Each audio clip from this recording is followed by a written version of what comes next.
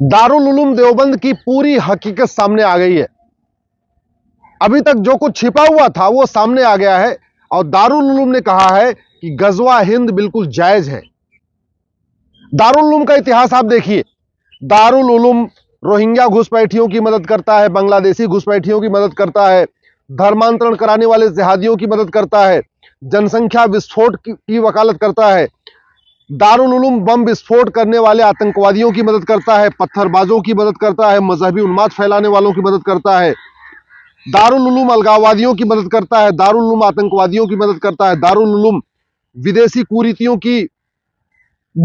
कुरीतियों को समर्थन करता है। उदाहरण के लिए दारुल उलूम बाल विवाह का समर्थन करता है, दारुल उलूम बहुविवाह का समर्थन करता है, दारुल उलूम मुताह मिस्यार तहर्रुस का समर्थन करता है, दारुल उलूम दारुल कज़ा खोलने का समर्थन करता है, शरिया कोर्ट पूरी देश में खुलवाता है, दारुल उलूम 3 तलाक का समर्थन करता है, तलाक़े हसन का समर्थन करता है, तलाक़े हसन का समर्थन करता है, तलाक़े बाइन का समर्थन करता है, तलाक़े किनाया का समर्थन करता है, दारुल उलूम हलाला का समर्थन करता है, दारुल उलूम चाची मामी मौसी बुआ से निकाह का समर्थन करता है, चचेरी मौसेरी ममेरी फुफेरी बहन से निकाह का समर्थन करता है, जबकि भारत में ऐसा नहीं होता। तो दारुल उलूम सभी विदेशी कुरीतियों का समर्थन करता है, लेकिन भारत की संस्कृति का विरोध करता है। दारुल उलूम वंदे मातरम का विरोध करता है, वसुधैव कुटुंबकम का विरोध करता है, नारी तू नारायणी का विरोध करता है, सर्व मंगल मांगल्य का विरोध करता है। एक कहते हैं वसुधैव कुटुंबकम की जो भावना है भारत की, कभी भी उसका समर्थन नहीं करता है दारुल उलूम। और ऐसा क्यों कर रहा है? क्योंकि संविधान में कुछ ऐसे प्रावधान है जिसका वो दारुल उलूम फायदा उठा रहा है। ये संविधान में जो आर्टिकल 30 लिखा गया ना कि जो अल्पसंख्यक हैं वो अपना स्कूल खोल सकते हैं। आज तक अल्पसंख्यक डिफाइन नहीं किया गया, लेकिन कांग्रेस ने 1993 में मुस्लिम्स को अल्पसंख्यक बना दिया, 1992 में माइनॉरिटी कमीशन एक्ट बना दिया और उसी का फायदा उठा के दारुल उलूम पूरे देश में मदरसा चला रहा है और पूरे देश में नफरत की शिक्षा दे रहा है, नफरती तालीम दे रहा है। दारुल उलूम को अगर आपको रोकना है तो सबसे पहले संविधान में जो प्रियम्बल में गलत तरीके से इमरजेंसी के दौरान सेकुलर शब्द जोड़ा गया था उसको हटाना पड़ेगा। आर्टिकल 11 के अनुसार आपको नागरिकता खत्म करने का कानून बनाना पड़ेगा। संविधान का आर्टिकल 11 कहता है कि जो आदमी जासूसी करे, गद्दारी करे, मक्कारी करे, देशद्रोह करे, भारत को न माने, भारत की संस्कृति को न माने, भारत की परंपरा को न माने, भारत के रीति रिवाज को न माने, उसकी नागरिकता खत्म करने के लिए सरकार को कानून बनाना चाहिए। दुर्भाग्यवश आज तक 75 साल में किसी एक भी आतंकवादी की, अलगाववादी की, जिहादी की, मजहबी उन्माद फैलाने वाले की, पत्थरबाज की नागरिकता खत्म नहीं हुई है। इसलिए अब समय आ गया है कि आर्टिकल 11 के अनुसार नागरिकता खत्म करने के लिए कानून बनाया जाए, आर्टिकल 21A को बदला जाए और समान शिक्षा पूरे देश में लागू किया जाए। मैं बार बार कहता हूं, जब तक ये विदेशी शिक्षा चलेगी, चाहे वो विदेशी मदरसा शिक्षा हो या विदेशी मिशनरी शिक्षा हो, मुगलों ने यहां मदरसा फैलाया, अंग्रेजों ने यहां के कॉन्वेंट स्कूल खोले और मिशनरी स्कूल खोले। ये दोनों ही कन्वर्जन के सेंटर हैं। इन दोनों में ही भारत की संस्कृति के खिलाफ उल्टी सीधी बातें सिखाई जाती हैं। तो अब समय आ गया है संविधान का आर्टिकल 21A, जिसको राइट टू एजुकेशन कहते हैं, इसको बदला जाए। अभी इसमें 6 से 14 साल तक यानी पहली से लेकर 8वीं तक शिक्षा का अधिकार किया गया है, इसको 10वीं तक कर दिया जाए और पूरे देश में 1 नेशन 1 एजुकेशन बोर्ड हो, 1 नेशन 1 सिलेबस हो, 1 नेशन 1 करिकुलम हो। गुजरात वाले गुजराती में पढ़े, बंगाल वाले बंगाली में पढ़े, महाराष्ट्र वाले मराठी में पढ़े, सिलेबस करिकुलम एक समान होना चाहिए। ये मदरसा और मिशनरी स्कूल बंद होना चाहिए। अगर आपको जो ये गजवा हिंद चल रहा है इसको रोकना है तो आपको आर्टिकल 25 को बदलना पड़ेगा। आर्टिकल 25 में जो एक शब्द डाला गया है प्रोपोगेट, उसी प्रोपोगेट का फायदा उठा के मिशनरी भी कन्वर्जन कराते हैं, जिहादी भी कन्वर्जन कराते हैं और दारुल उलूम भी कन्वर्जन कराता है, कन्वर्जन कराने वालों की मदद करता है। तो आर्टिकल 25 को बदलना पड़ेगा। आर्टिकल 30 जो माइनॉरिटी को अधिकार देता है अपना स्कूल खोलने का, उसको बदलना पड़ेगा, क्योंकि उस अधिकार के नाम पे भारत में नफरत सिखाया जा रहा है। तो आर्टिकल 44 जो कहता है सबके लिए एक समान नागरिक संहिता होनी चाहिए, उसको लागू करना पड़ेगा। संविधान के कुछ प्रावधानों को लागू करना पड़ेगा, कुछ प्रावधानों को बदलना पड़ेगा। और सबसे इंपॉर्टेंट, ये दारुल उलूम चलता कैसे है? ये जो पूरे भारत में ड्रग स्मगलिंग होती है ना, इस नशा तस्करी जो पैसा आता है, ऐसे नशा तस्कर दारुल उलूम को फंडिंग करते हैं। दारुल उलूम की फंडिंग कैसे होती है? खाड़ी देशों से हवाला के जरिए होती है, विदेशों से FCRA के जरिए होती है। तो आपको जो 2010 में कांग्रेस ने FCRA कानून बनाया था उसको खत्म करना ही पड़ेगा, तभी विदेशी फंडिंग रुकेगी। आपको हवाला रोकना पड़ेगा, हवाला के खिलाफ कठोर कानून बनाना पड़ेगा, तब जाके फंडिंग रुकेगी। फंडिंग रुकेगी तब जाके जो गजवा हिंद का चल रहा है, पूरा खेल चल रहा है, ये गजवा हिंद का खेल रुकेगा।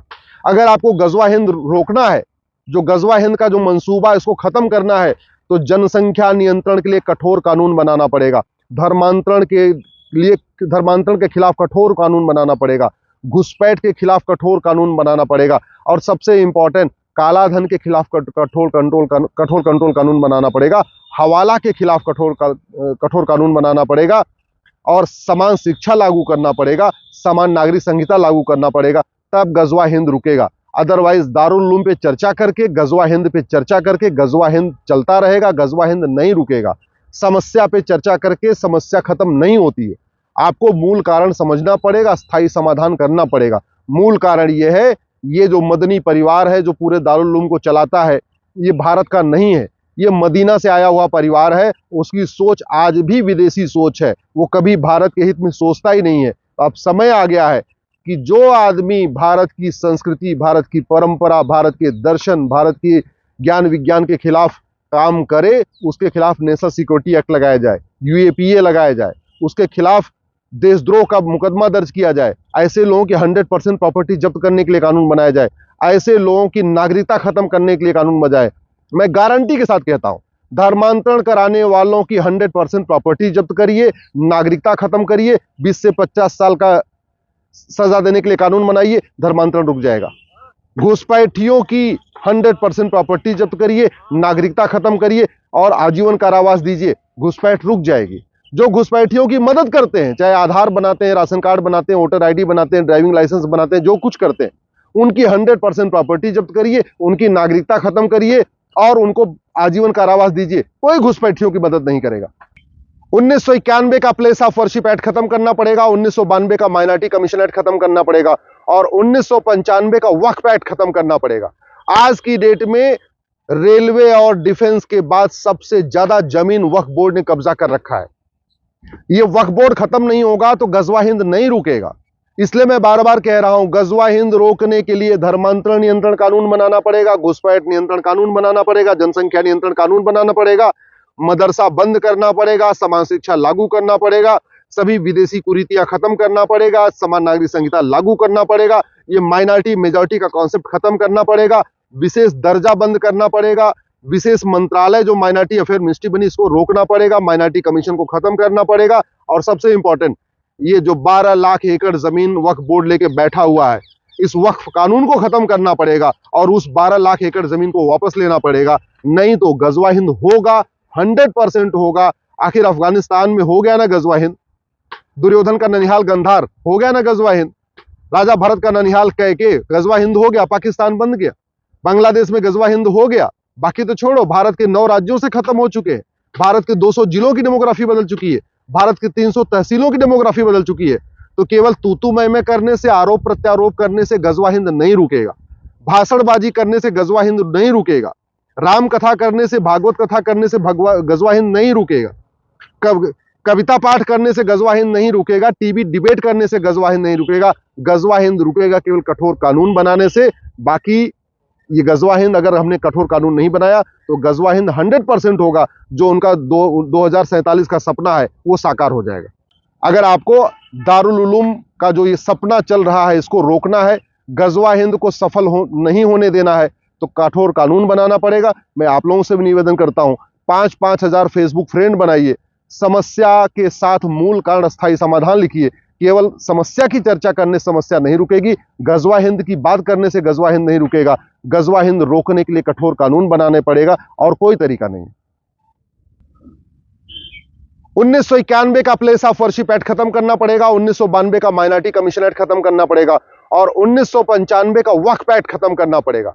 आज की डेट में रेलवे और डिफेंस के बाद सबसे ज्यादा जमीन वक्फ बोर्ड ने कब्जा कर रखा है। ये वक्फ बोर्ड खत्म नहीं होगा तो गजवा हिंद नहीं रुकेगा।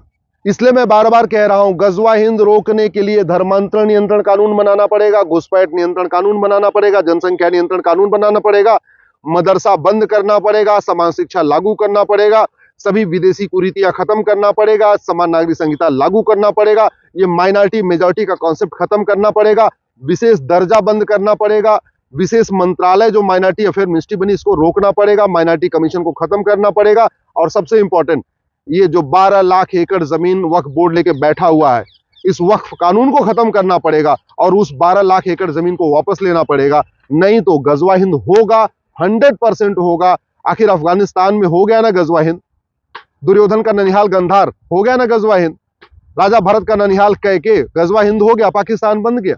बांग्लादेश में गजवा हिंद हो गया, बाकी तो छोड़ो, भारत के 9 राज्यों से खत्म हो चुके हैं, भारत के 200 जिलों की डेमोग्राफी बदल चुकी है, भारत की 300 तहसीलों की डेमोग्राफी बदल चुकी है। तो केवल तू मैं करने से, आरोप प्रत्यारोप करने से गजवा हिंद नहीं रुकेगा, भाषणबाजी करने से गजवा हिंद नहीं रुकेगा, राम कथा करने से, भागवत कथा करने से गजवा हिंद नहीं रुकेगा, कविता पाठ करने से गजवा हिंद नहीं रुकेगा, टीवी डिबेट करने से गजवा हिंद नहीं रुकेगा। गजवा हिंद रुकेगा केवल कठोर कानून बनाने से। बाकी ये गजवा हिंद अगर हमने कठोर कानून नहीं बनाया तो गजवा हिंद 100% होगा, जो उनका 2047 का सपना है वो साकार हो जाएगा।